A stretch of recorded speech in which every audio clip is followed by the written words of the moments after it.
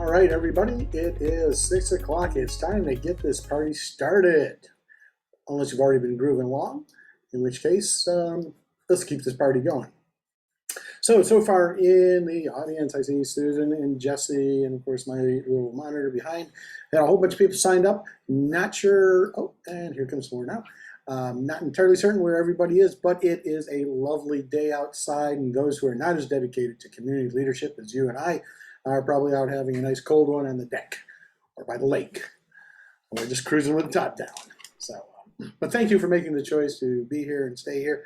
I am Mark Bowers. I am the Executive Director and founder of the Professional Development Consortium of Hampton Roads. Been around, we're on our 5-year anniversary, been here since 2017, providing usually free, always affordable education to the leaders of membership associations. So that might be you, or if you're in a professional development organization or society, civic league, homeowners associations, fraternal orders, sorority orders, alumni chapter. Basically, we try and help the leaders of any group that gathers on a common interest or a common practice lead smarter, not harder. And we do that through trying to connect people with each other and with commercial and academic experts, people who have to do what we do, but they got to do it for a living. So with that, we'll just kind of jump right into it. Barbara, good to see you and see you again. Jesse and Susan, have you been with us before? All right. No, I just stumbled upon it. Wanted to come check it out. All right, excellent, excellent. So I'll just give you a little bit of background since you're new to the PDCHR experience. It's been a while. There we go. I get to pick the right hand to point it out. So our typical schedule is the first month of every quarter, like this one. We do a roundtable, which is we invite people who are interested in a common functional area, in this case, people responsible for communications in their membership association, or if you're here, from some other organization, that's cool. We're abundantly happy to have you here as well. The second and third months of each quarter, we do a workshop, so that's when we bring in a professional or an expert, either from the industry or from academia, to help us work through some stuff that we might not even know, in terms of the art of the possible. So today's session, no agenda except for the one that you guys are going to create. No real management of the agenda, except how you're going to manage it. I see Jesse and Susan, thanks again for jumping in on the lean coffee. For Barbara, let me just copy that into the chat again. Click. And there we go. So if you could click on that, don't click out of Zoom, but we'll be doing our work over at this lean coffee thing. All you got to do is drop your first name in and you're good to go. I don't even think it asks you for your email, so no pestograms. So we'll be using that until you get bored with it. But we'll be using that tool to kind of structure our conversation. If nothing else, you might learn a tool that's pretty good for your own use. I've learned about this in a totally different venue and said, this is really neat. So anyways, let's, I think we have a moment here because, like I said, this may be the party, and that's fine. So maybe I'll do a quick around the room if you don't mind. You know me, so I'm going to go clockwise on my screen, which may have nothing to do with yours. And Susan, care to share a little bit about yourself and what brings you here and what you do? Yes, I am a retired human resources professional, and I shouldn't say 100% retired because I still teach the SHRM learning system through James Madison University.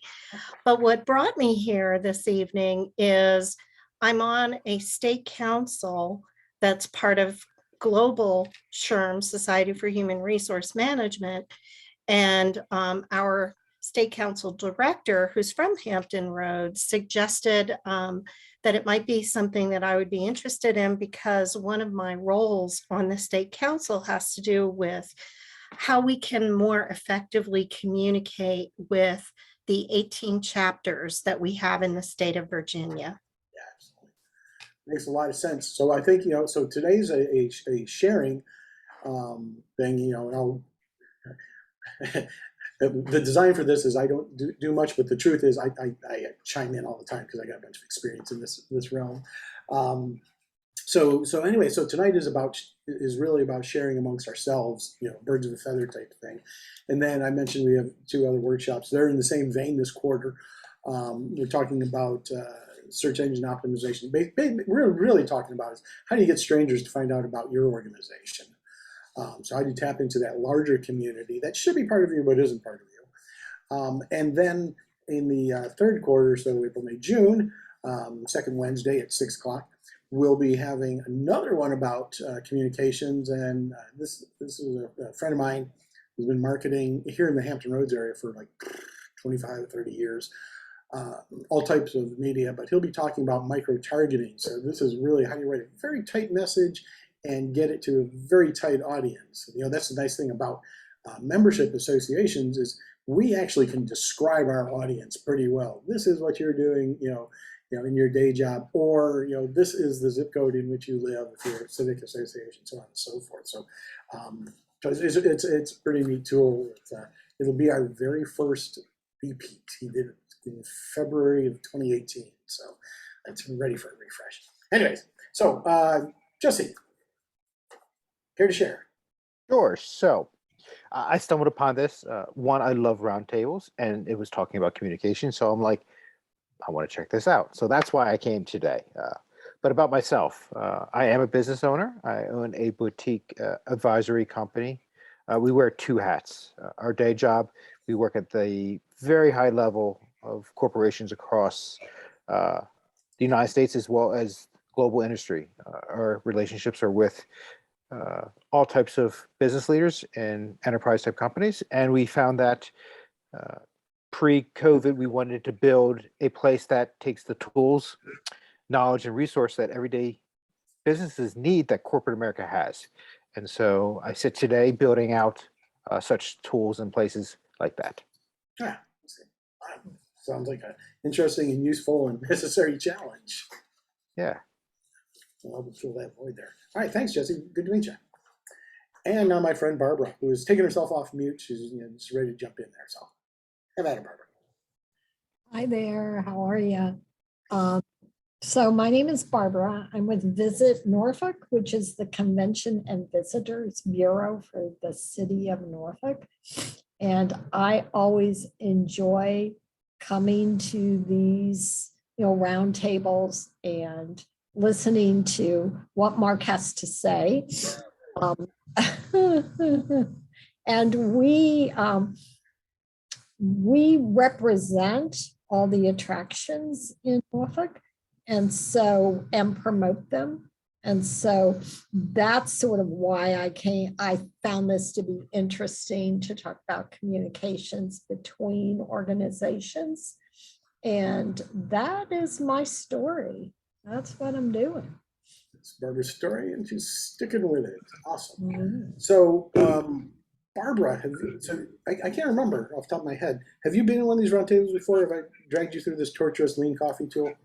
No, you have. No, I haven't been. So, okay. All right. Yeah, you're going to torture me. All right. So everybody then. So we're going to jump over here. You can mute yourself or not. The recording is going to be mostly about our voices. It's kind of boring to record a flat surface. So the Zoom's recording is going on, just for your future reference, and somewhere in our university. Hint, hint, nudge, nudge, if a university such as existed. So basically what we're doing here online is we are going to, as I mentioned before, we're going to build an agenda for discussion, and the agenda is whatever it is you guys want to talk about. It does not have to be in the communications field. I suspect it might steer that way, but if we wind up having a wonderful conversation about your favorite pets and why yours is better than everybody else's in the room, that's cool too. That's up to you. So we're going to build an agenda from a bunch of suggested topics that you'll suggest. We'll vote on them. And we'll probably do a little bit of affinity grouping. If 2 or 3 of you say basically the same thing a different way, we'll lump them all together. After we've got a handful of subjects to talk about, will vote on their priority. So everybody will get essentially like 3 dots. So imagine, if you had all these things written on stickies, you put dots, you could put 3 on one, or you can distribute them on 3 of them or whatever. So I'll step you through, all of that stuff. At that point, we'll have an ordered list of things to talk about, and we'll start at the top one. I'll ask whoever presented it to just kind of kick it off, because we usually need a little more explanation. And then we'll go for 5 minutes on that topic. And when the timer runs out, or the timer expires, and you'll hear some annoying noise, no doubt, other than me, we'll all vote. You have an opportunity to vote, yay, keep going, don't care, let's move along. Again, on the screen, and we'll just go ahead and follow our indication. So we'll go talk for another like 2 or 3 minutes, vote again. So we could spend our entire session together on one subject if you guys are in love with it, or we can tear through them all pretty quickly. Totally up to you. We are not only scheduled to go until 7:30. If we're done earlier, then we're done earlier. That's great. If there's a lively conversation going, you want to keep going, that's cool too. So it's a very loose 7:30, but I promise to at least remind us if we come up on that time, so we get the chance to vote with our feet if we need to. So with that, what I'm going to ask you to do is, you should see something on your screen since you've logged in. It says something like about add topics, right? Everybody see something like that? It says basically a big white canvas. So all you have to do in there is type an idea in, and I'll just put a little test topic in there, add it, and now you should see a little tile showed up, mid left, says, oh, test topic, Mark Bowers put this in, so on and so forth. Don't do anything with the vote yet. So what we'll do is, I'm going to set a timer here for about, we'll go for 2 minutes and then see what we've got, maybe then another 2 minutes. I'll set a little timer for 2 minutes. Just go ahead and type in as many topics as you want, 1 topic per virtual sticky. Any questions? Start typing.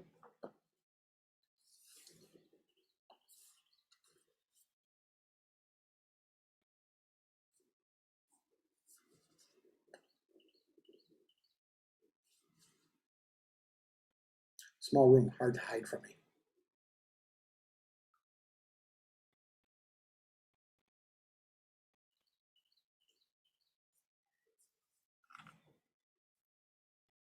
Okay, thanks, Susan, for breaking the logjam.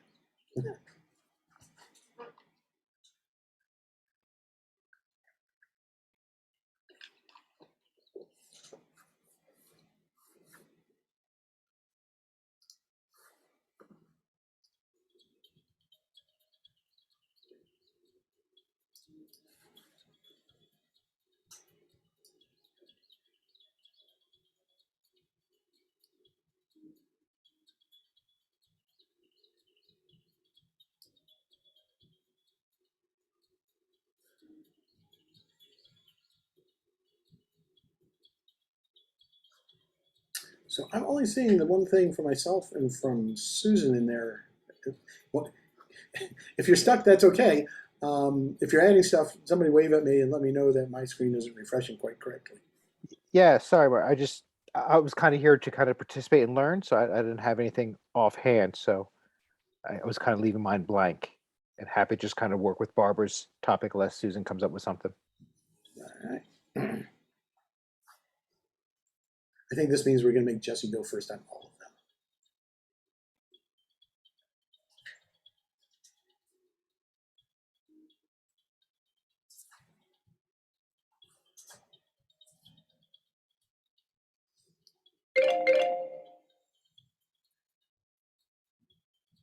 I don't know what that noise was. Oh, that was my timer. It was your timer. That's right. It's I need a camera behind me just to show off all my toys someday. Here's my most important toy. Is this thing I hang over my monitor to remind me to actually press the record button. I've made that mistake almost every single time except tonight. So we've got like 3 topics up there. Susan, Barbara, Jesse, anything else you'd like to add to this? I'm also looking at the screen. You can wave me off, or you got enough for now, or whatever. I don't know yet. I'm still Well, thinking. that's okay. The nice thing is, Susan, we got a small crowd. We can dance in the moment. Something else comes up, that's fine. If this tool becomes too cumbersome and gets in the way of a good conversation, kill that off too. So I'm pretty cool with that. So here's what we've got. Test topic. Let's not vote a lot on that one. How to get someone's attention in your email. How to determine the best communication methods for your target audience, and communication between nonprofit organizations that promote working as a team. Ooh, collaboration. Yeah, it's very important, especially if you want to get a grant. Show that you're collaborating. Sorry, I was already I was already adding. So let's go ahead and cast your votes. We don't have to put any topics here. I think we just can go ahead and cast our votes. So Jesse, Susan, and Barbara, you can go ahead and press your, you should be able to click on the vote on the bottom of these tiles. And if you want to vote, put 3 of them on there, click 3 times. I think that works. So we get 3 votes. You get 3 votes, and I get to see how you're doing on those. Gotcha. I get to see what the attendees, how many votes you have left. So I see Susan's placed her 3, Jesse's got his 3, Barbara's got like 1 more vote to go. Okay, well, votes are in, and how nice, we have an order. So, yay. So, something, from now on, I'm only going to let 3 people in. This is like way easier for me. That's the way this should operate. What's easiest for Mark. Okay, so I'm going to click this. I have a big start discussion button here. It'll ask me, should have asked me how long. It did not. Did I just kill everything? No, it's asking us tutorial stuff. That's crap. Let me see if I can get back to where I was. Hopefully I haven't obliterated all your hard work. Hey, there we go. All right, hey, it's still there. Magic. All right, well, I think the voting is in, so let's just go ahead and get started with Susan's. I'm trying to grab, there we go. And like I said, we'll go 5 minutes on this, and once you start this timer, I'm going to ask Susan to just go ahead and maybe shed a little more light on this, what you're thinking about. And at the end of, just as a reminder, at the end of the 5 minutes, you hear the timer, finish your thought, and then we'll do our thumbs up, thumbs down, thumb in the middle voting. So here we go.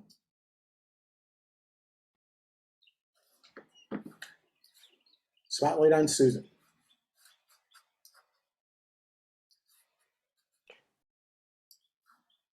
Am I supposed to type or talk?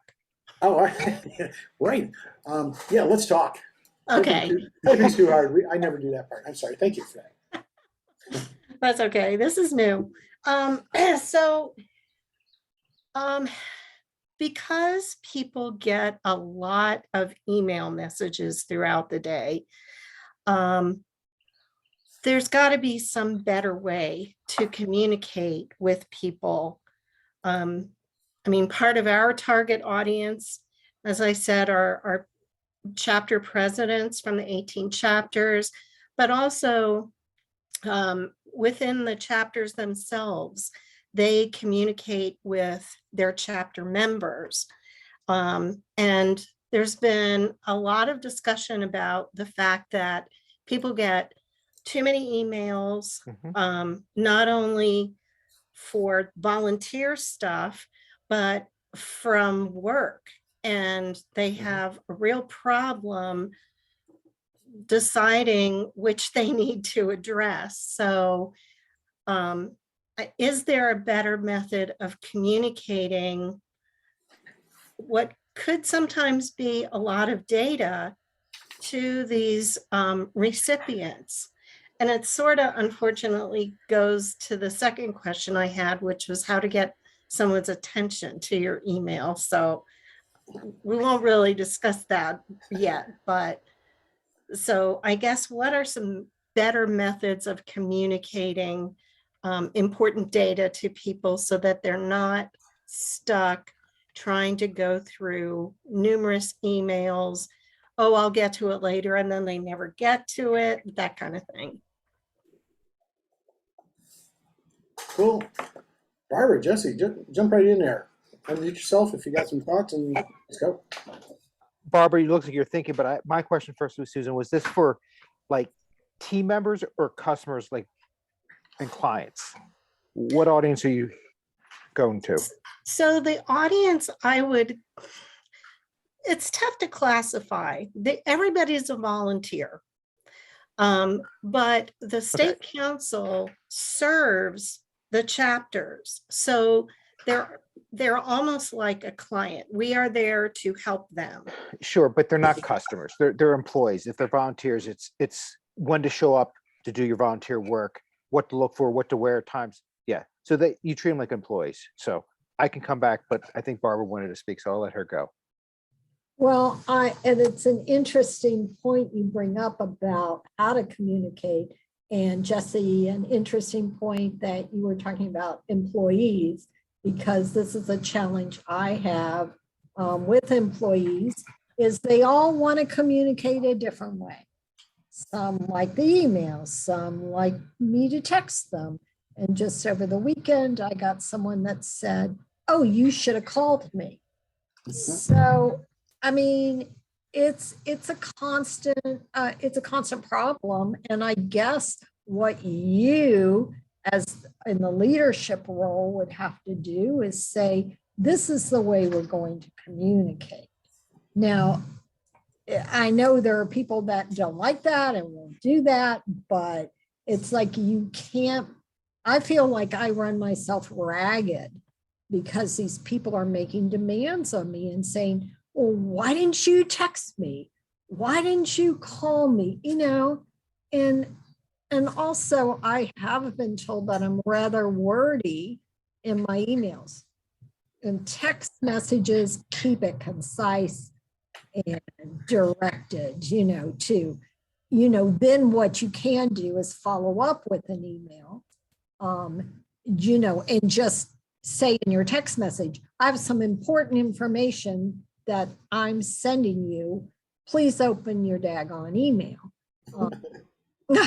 Yeah. So don't call me on a Sunday morning at 8 o'clock. Yeah. Open your daggone email.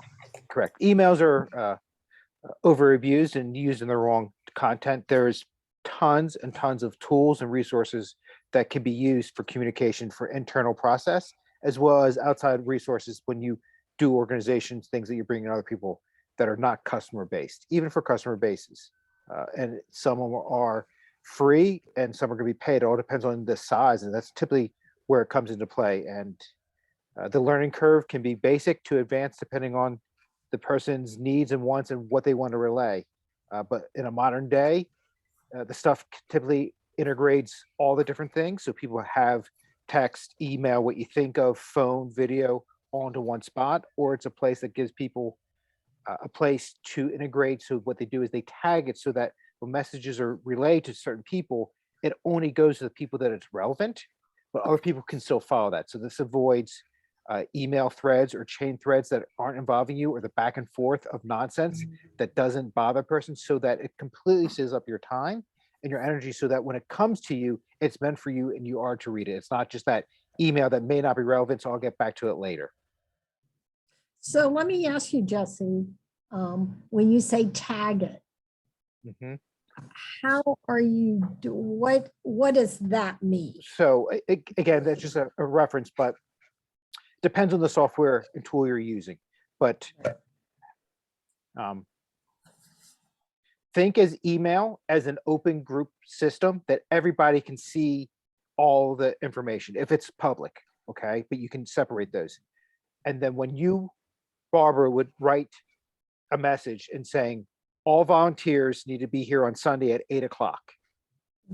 But say you had different volunteers showing up, you could tag the volunteers that needed to be there at 8, not at the 1 o'clock time, say, by tagging it by their name.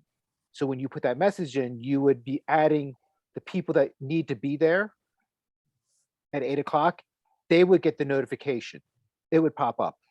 if it's open forum, the 1 o'clock people would see that, but don't need to respond to it because if they were just happen to be in the system, they could see that you've put a timeout and that there's 2 different times for people to show up. And the group that got this need to be here at 8. The others would get the same thing for the 1 o'clock group. So what system are you referring to? I mean, is there one? Dozens. Well, you don't have a preference, or you Oh, don't. well, so you have to understand who and what we do. We do this for a living to help people understand the tools, because it's like modern medicine. Tylenol doesn't solve for everybody. We now develop medicine for the individual and for the illness, and tools are the same way. It's about what is your end game, what do you want to grow into it, what is your cost budget, and what is your learning curve.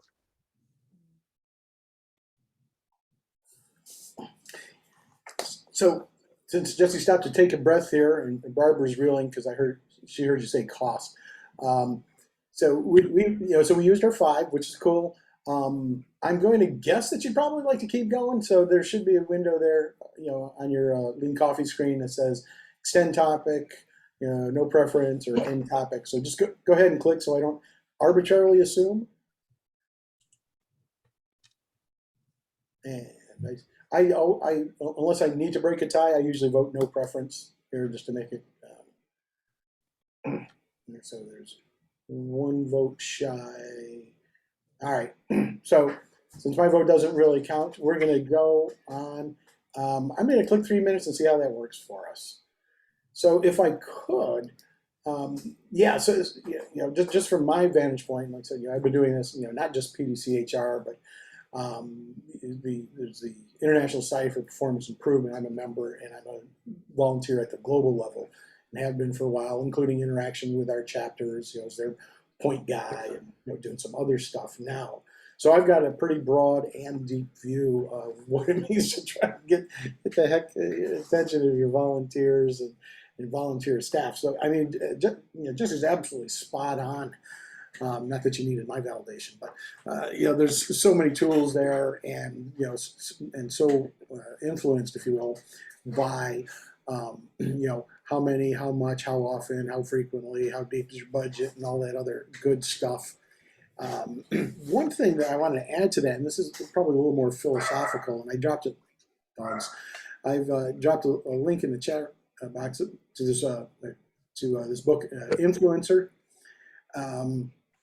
And there's really no solutions in there, but one of the biggest takeaways, you don't have to get the book, I'll just tell you what I think is the most important part right here, is that for any group of people, you really have no idea what channel they're likely to respond to, or how often they have to hear it, as well as the influence of others in the crowd. A little bit different if you're just talking strictly virtual, because it tends to be, they get a 1-to-1. Maybe you've got a system where they opt in and say, I always want to see a Slack notification. I always want to see a text. Twilio is your tool to get to me. I'm sorry, I'm showing off here. So with this book, it basically says, since you don't know, if you are trying to influence the behaviors of a group of people, like I would like to influence my volunteers to show up at 8 a.m. on Sunday, odds are you probably have to figure out how you're going to blast this out in, and I think it suggests like at least 5 different channels and 5 different variations of method. So for us at PDCHR, we depend on automation, some home-built stuff, because I'm like super cheap. So I'll write a message once, right, and it'll get packaged as an email. It might be as a text. It might be as a Slack notification. But it's a ton of time, and I'm a freaking geek and built this stuff in the background. So I don't, I think it was Barbara. I'm watching the clock here run out on me because I've just taken up this entire 3 minutes. At local level here in Hampton Roads, I was a member of an organization where the new president came in. He saw a tool called Ringya, which is kind of connected phone numbers, and said, "This is what we'll use." And when you've got a bunch of independent souls, particularly in leadership positions, particularly volunteering their time, giving you maybe 4 hours a month or whatever to get stuff done, dictating and mandating are not necessarily your go-tos there. So there is that, the do it my way is one point on the spectrum. I'll blast on 60 different channels with customized messages for each and every one of you is the far end of the spectrum. There's that question in between. It's like, what can I afford? Not necessarily even from a dollars perspective, but just frankly from a time perspective. It's like, which is, and in the association world, a lot of times we're looking for the good enough solution as opposed to the perfect enough solution. So yes to what Jesse was saying, there's a bunch of tools out there, and if nothing else, maybe this book or maybe just this discussion will give you some thoughts to think about, is to say, hey, how do I approach these tools? All right, I yattered completely through that period. Hey, you guys want to hear more from each other? So there's the extend, no preference, or move along.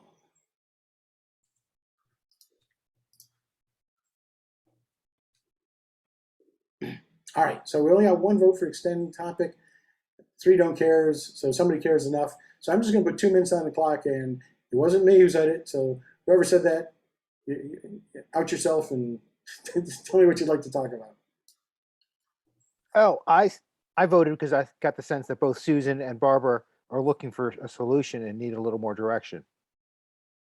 But if they're not wanting it, I'm happy to move on. I'm willing to listen to whatever you got. Yeah, well, okay, so first, Barbara, are you a nonprofit? We are. You are. So the advantage of being nonprofit is that a lot of these tools that are out there, a lot of companies give a very steep discount to nonprofits, 50%, sometimes even free. So keep that in mind, that could really benefit and really help. Mark was very correct. So in corporate retail or in general, the rule of thumb is minimum 3 channels, 5 is better. Now, that's going to be tough. And that's also a different audience because you're selling. That's for people because people want a way to touch you because of customer support, product related, social media. There's all these different things. And that's why the different 5 channels. In an organization like yours, typically that may not be needed for outreach, but it's demographic and age. And what is that? And who are those people? And that's where sometimes different channels come into play. And Mark is very good at automation that could help you with that, because if you had 2 demographics that only want to use through apps, but some people still just prefer emails, or like Susan said, that person wants that phone call, you can integrate that stuff and piecemeal it in depending on the size of the audience.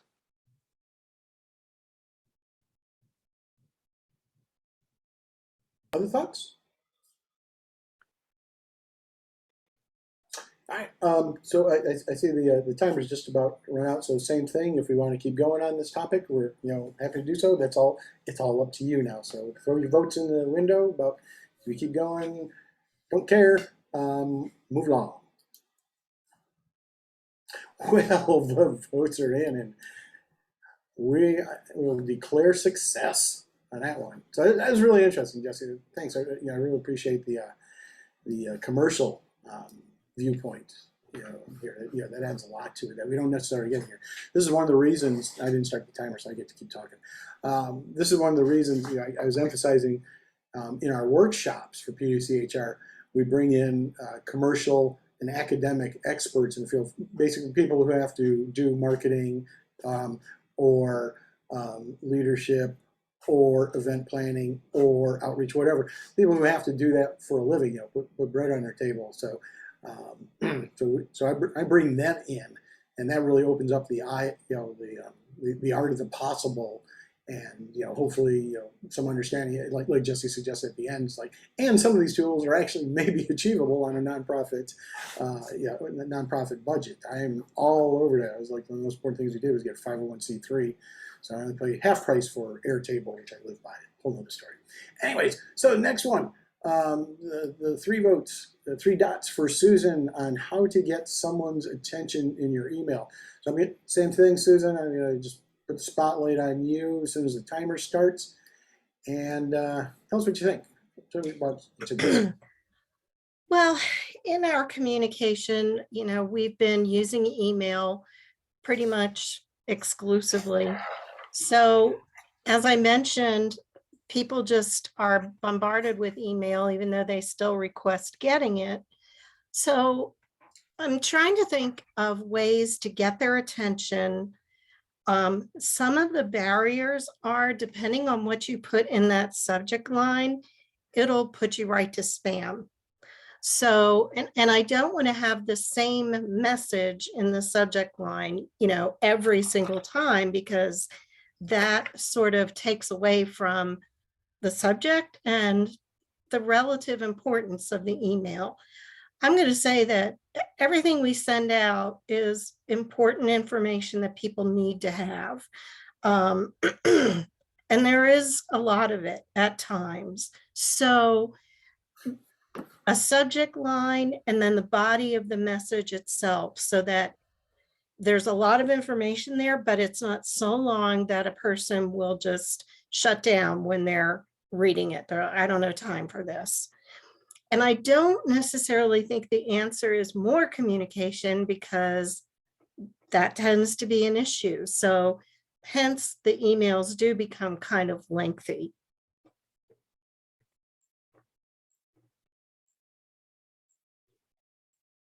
Gang.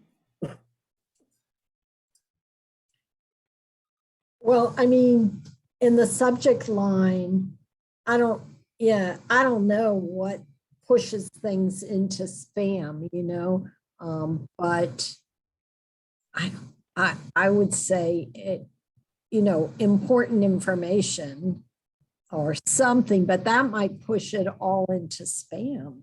And what's important to you might not be what's important to them unless it's scheduling or something like that. Correct. Yeah, spam's a funky. Are you using, Susan, are you using a template and or email software, or are you doing it directly from your email client? Directly from the email client. Yeah. So spam, it can be a little bit funky, even when you have conversations with direct people. It doesn't matter. I have people on my contact list that still send up because of spam being very aggressive. There are tools that are free that will help with subject matter to score, to showcase what scores better and helps with algorithms of what people react to more. They're not perfect. What's good about them is that it lets you test and give you A/B testing as well. And also gives you an aspect, because you got to remember, that's nice about some of these features. It gives you ways to utilize it and read it on different devices, because you got to remember, people see it on different devices. So what you put in subject could get cut off, and or how it's coming across, because some tools and email clients also put in the first line of the email. Mm-hmm. And so some of these tools help with that, showing what does come across, so that you know what is being purveyed and what the score is, and if it rates as a good score and stuff. But a lot of this is meant for email marketing, but you can take that same thing and turn it around and use it just for outreach. Yeah. So if I were to do a search to find one of these programs and test them out, would I search under, what would I search under? I couldn't tell you. I don't remember. I can get you the info. Okay. There's, I don't want to give you the wrong info, and I don't want you to go down a rabbit hole, but it's a long subject. You can just try to Google subject line tester. There's two or three out there. Mark may be aware of them, and maybe he's used them, so he could add some more value. Yeah, maybe. So to that line, so it's funny, right now, so we use Mailchimp. So because I send my deeply personal note to like 1,300 people, right? So so, but built in there, it's got, it does have A/B testing available, but I would have to pay for it, and I don't do that yet. But it does have little subject line checkers. Now, I have no idea whether or not it's effective. It's always telling me, it's like, no more than one emoji, and 90 characters or less, which all makes sense. Something that we purchased, and by we, I mean, I made us buy it for me, is one, and there's several of these, an artificial intelligence writer, and they're okay. I mean, I tend to think a little formulaically when I'm writing stuff.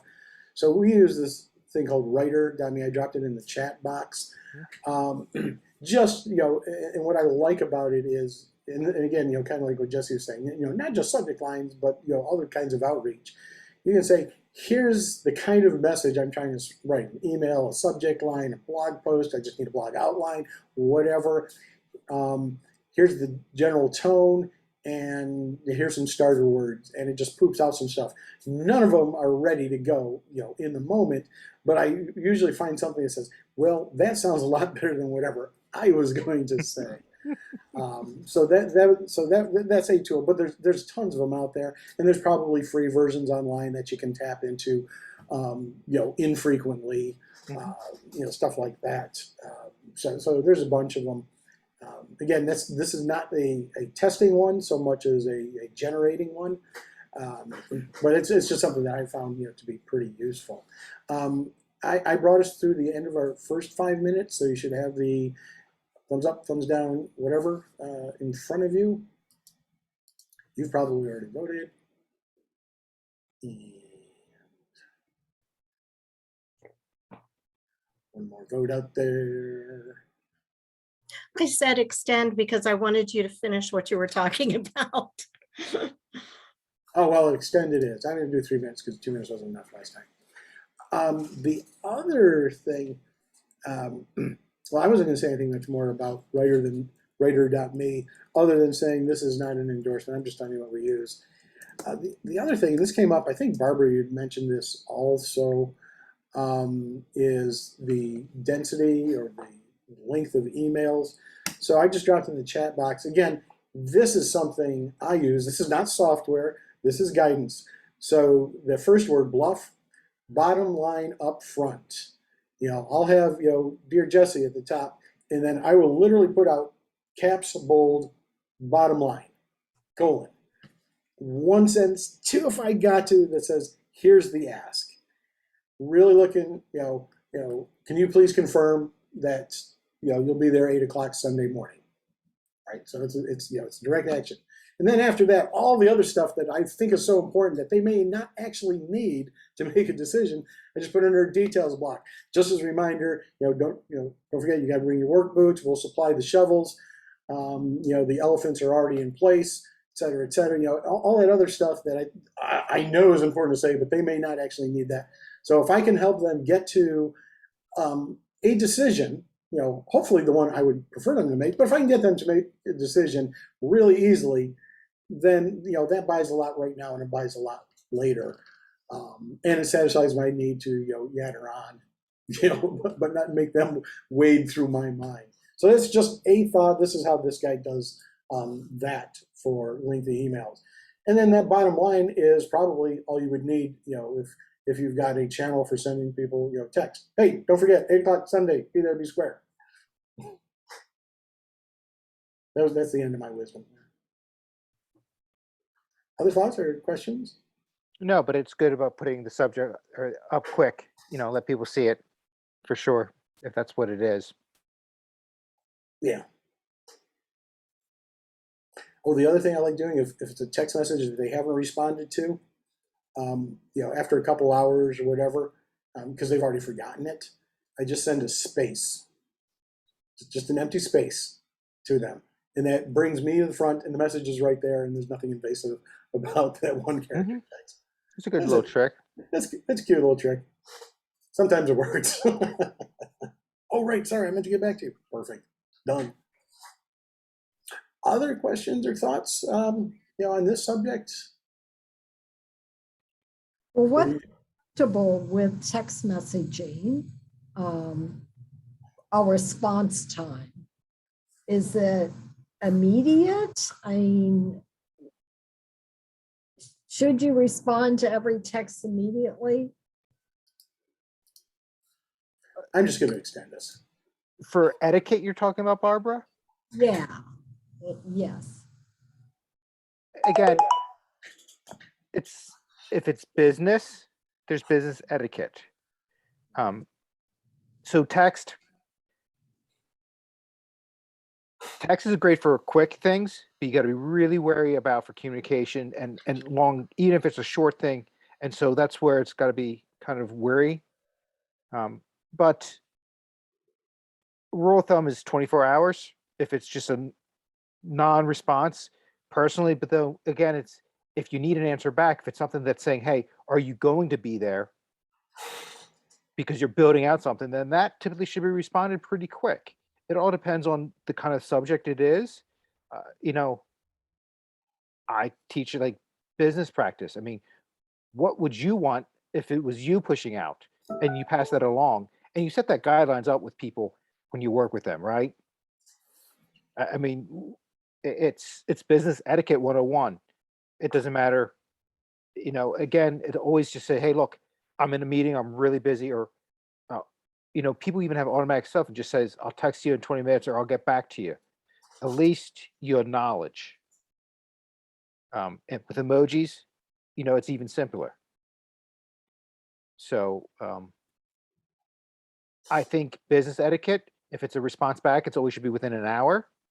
If it's non-urgent, 24 hours, maybe more depending on what the content was. You know, if you're just asking a kind of open-end question that's going to them for them to think about it, obviously you're going to need more time.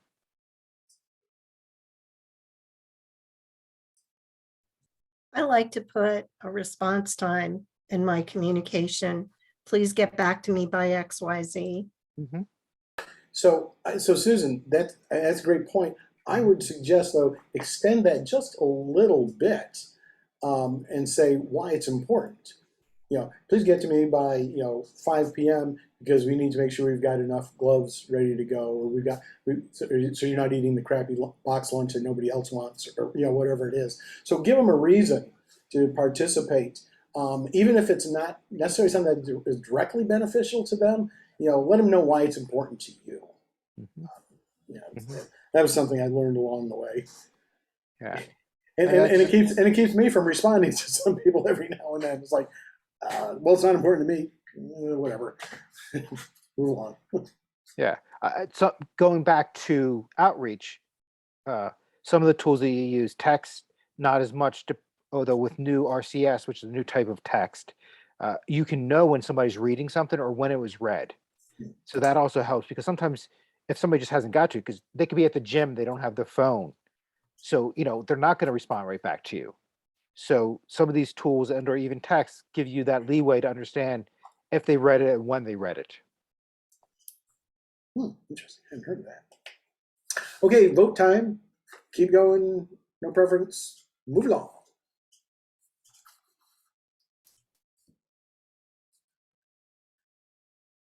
Okay, I think we've declared victory on this one, so we are indeed going to move along.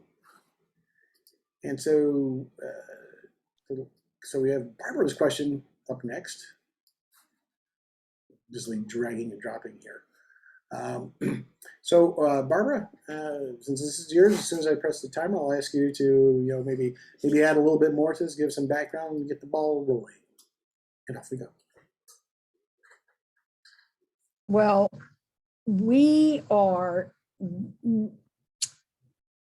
don't represent, well, we do. We represent all the attractions and events in Norfolk. We are a nonprofit, not a city department.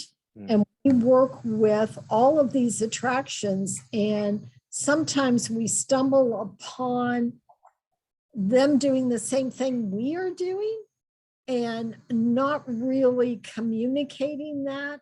So I just, I don't know, like, what's the best way to communicate with our attractions when we're doing, for instance, we just did a piece for a marketing, well, not a marketing piece, but like a flyer, a piece for our cruise ship passengers.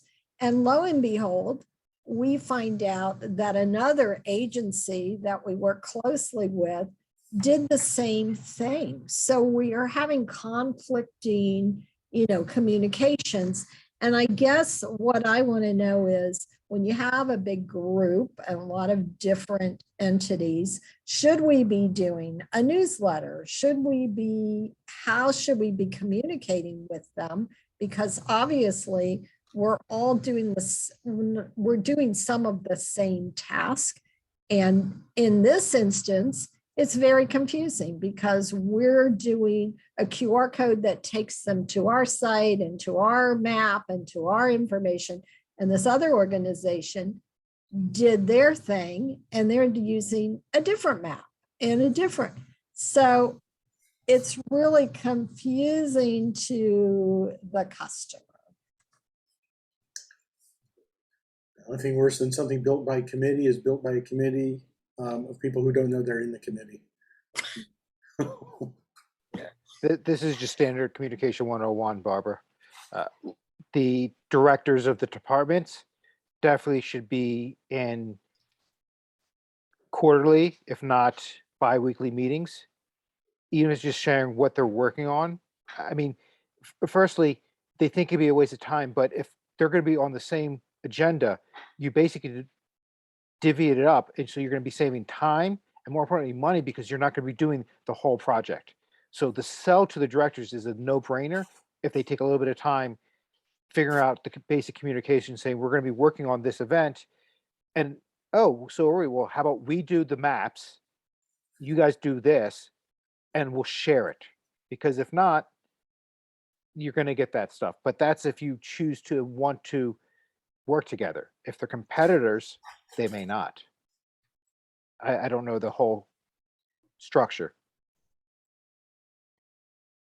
Right, because we are, supporting everyone within the city, all of the museums and attractions and other organizations.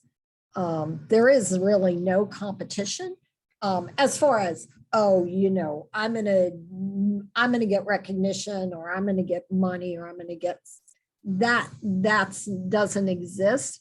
But I guess it does, in a way, create, some hard feelings between organizations, because we've done this, dude. Why are you doing this? And it makes it look like they're trying to one up you. Listen, this happens even within companies. I'm working with a company that there's basically 5 divisions. The end result is to make a better product in a large scale, but the individual divisions all don't want to give up the reign because they're afraid that the one will look better than their division, even though they all represent the same, and it becomes self-employed. And the thing is to get that expressed, that they're there for the bigger purpose.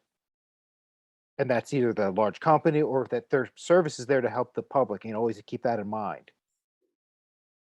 But that's a tough one.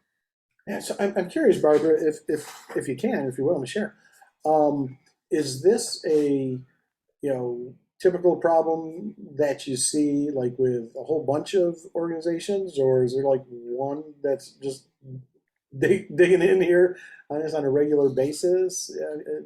Like I said, if you're comfortable sharing.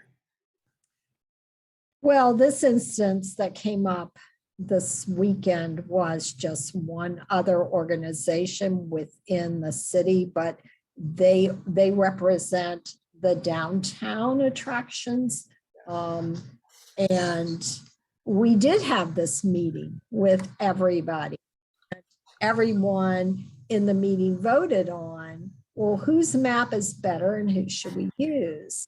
And ours was the one they chose. So, we were happy with that. That's great. Let's move forward, because that was the point I brought up, that people are so confused by they're getting the same information, but in different formats,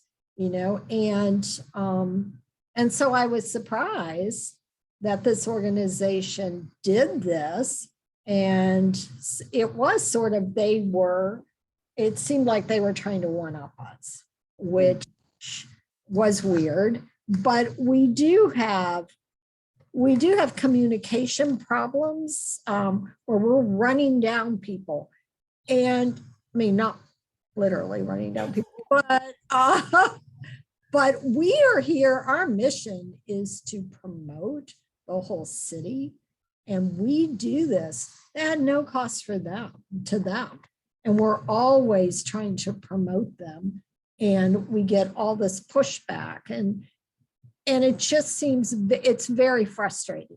And it's frustrating for me because I have things that will put them out there in the public free that I pay for, and I can't get them to, respond. And I don't know if it's a money thing or, they don't have the staff or whatever, but it's very, it's just soul crushing. You know what I mean? When you're trying to and do the best that you can do. And I'm telling these people and sending them emails, I am doing this. All you have to do is say, yeah, I want to participate. So yeah, Mark, how all these nonprofits. Good God, yeah. So just a couple of thoughts, come to mind, kind of adding on to, Jesse's structure. I think Jesse and I are going to be good friends. He's got this like structured thing, and I get this free flowing thing. So you and I are not done, my friend. Yeah, it's funny. You remember maybe a little bit earlier, Barbara, you said, well, we're not in competition, nobody, but actually, and this holds true for really membership associations, but anybody who is providing a quote unquote free service or free product or stuff like that and asking people to participate, you are absolutely in competition with, their ego, their kids' soccer practice, their general attitude that day. So it is a constant competition for their attention, let alone trying to influence them to, make a decision, that's, well, first off, even make a decision. I'm just going to keep talking here. Make a decision, let alone one that's desirable. Now, going a little bit more on that, a decision that's desirable for you. Anybody here ever hear of Marshall Goldsmith? So if you ever hang around coaching or stuff like that, you would know the name. If you don't, you probably wouldn't. So here's a guy who's been voted by his peers as like the #1 executive coach. So he really focuses on business, in the world. He's, happily semi-retired now, but the guy's just freaking brilliant when it comes to what makes other people tick. So I was working, totally different gig, consulting thing. And I took, one of his tips. Here's how to, do blah, blah, blah, blah, blah to improve in organizations. I think it's communications, actually. And ask people to participate in this exercise. And there was, like 1 or 2 people out of this group of 30 that just said, I won't do that. I'm uncomfortable with that. And so I wrote to them, just out of the blue, just tiny little me talking, this god of coaching and stuff like that. And the really cool thing was that he actually answered. It's like an instant man crush on him. But B, his says was, I don't coach people who don't want to be coached. I mean, that's he used a few more words, but that was it, right? So when I think about that, like in terms of PDCHR, we have discussions about our own organic reach, and it's like we do good stuff. It's for free. Does any of this sound familiar? Yet, 20 people said they were going to show up tonight, and 3 really great people actually did show up tonight. So what are we doing wrong? It's like we're not doing anything wrong. This is a service, that me, the board of directors, et cetera, partners, really believe in. We think it's important, and we think that the people who get it will get something from it. My audience is, I say my constituency is the leaders of membership associations. It's actually the leaders of membership associations that want to do a little bit better, right? So it's not all of them. There's like about 9,000 people, my guesstimate, in the Hampton Roads region that qualify as leaders of membership associations. I got like a couple hundred that show up regularly, and I'm happy with that. That's fantastic. They care to set aside, the kids' soccer, well, probably not that, but set aside those other priorities to come and avail themselves of these. So I think maybe the question, Barbara, is if you offer and they say no, or they don't say anything at all, so what? Does they just give you more time and resources to spend, to devote to people who do want to improve or be better represented. You can't, it's, leading horse, water, all that other stuff. And I was going to ask you too, have you spoken to that particular group about what happened? Hey, do you recall that we were in this meeting and we decided to use our map? And was there any conversation between your group and that group about this? Well, since it just came about over the weekend, I made our director of, communications, public relations, marketing. I made her aware of it and brought a sample of what they were doing so that we could do that QR code and go through, what they were offering. All while we already have the same thing. And she was shocked. She said, we had a meeting and we talked and we discussed. She said, I have no idea what's going on because, I don't want to step on somebody else in my organization's toes by going to this director of communications at another organization and saying, Sure. Hey, dude, what's going on? Yeah. But it is a conversation that we will have. And it's interesting because there is a group in Norfolk called LCD, Life Celebrated Daily is the name of this group. And it was started by the director of communications with the city of Norfolk, 15 years ago.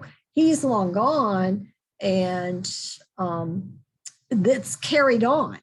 But it's become a platform for everyone to just say, woohoo, I'm doing this, to talk about their events, not really to have any discussion on anything else but what their events are. And I've gone to that meeting and gave up on going to them because, there's so much information.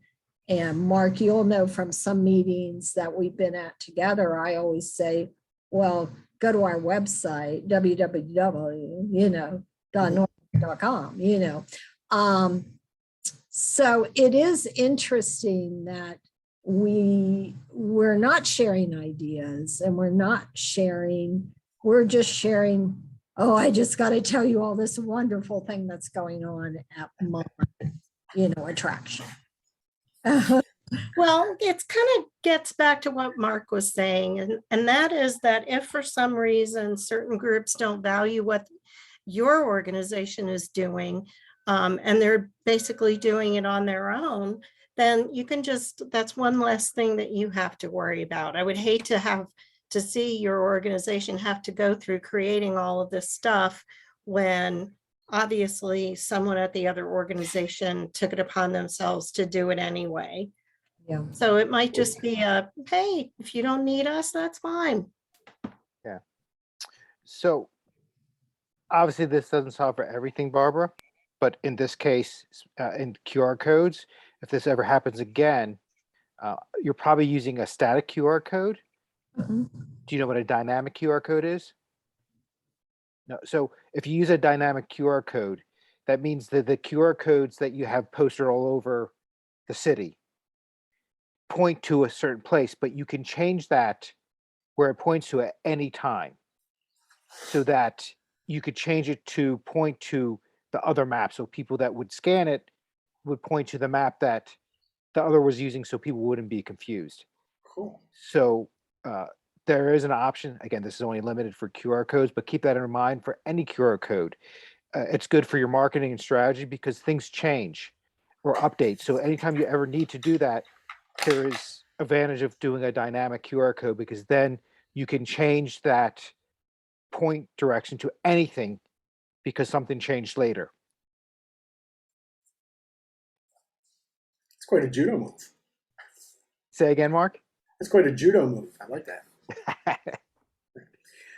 Barbara, one of the things you're saying, you got me thinking, well, somebody just showed up I'm not going to let that person in. It's too late. Get it done. we've in conversation,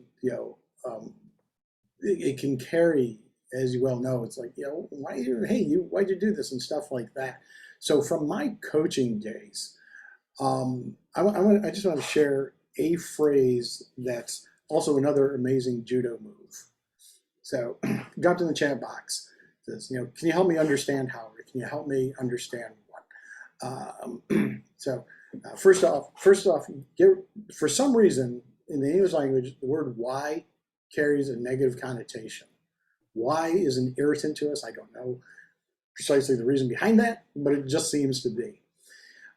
And also, we as mammals are wired, this is Mark's theory, I can't prove it, but I think we're wired to help those in need, right?